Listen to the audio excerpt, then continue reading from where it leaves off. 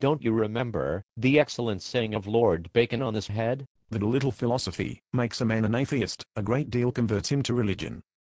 That is a very judicious remark too.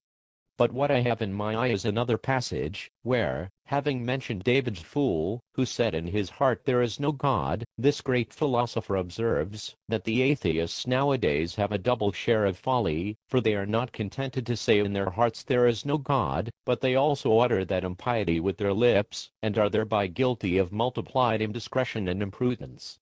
Such people, though they were ever so much in earnest, cannot, methinks, be very formidable.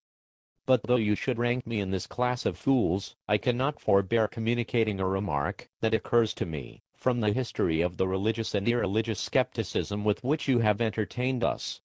It appears to me that there are strong symptoms of priestcraft in the whole progress of this affair.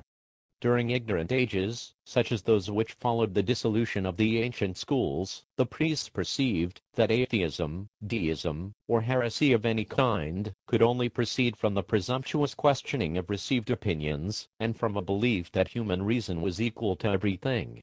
Education had then a mighty influence over the minds of men, and was almost equal in force to those suggestions of the senses and common understanding, by which the most determined skeptic must allow himself to be governed.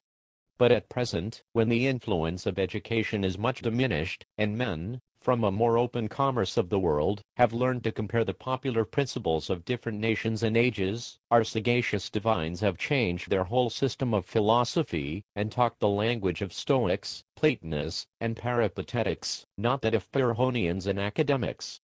If we distrust human reason, we have now no other principle to lead us into religion.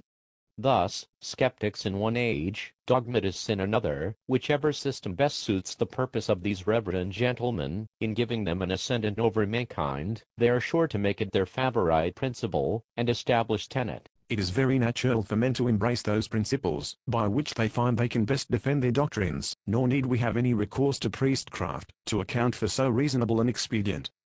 And, surely nothing can afford a stronger presumption, that any set of principles are true, and ought to be embraced, than to observe, that they tend to the confirmation of true religion, and serve to confound the cavils of atheists, libertines, and freethinkers of all denominations.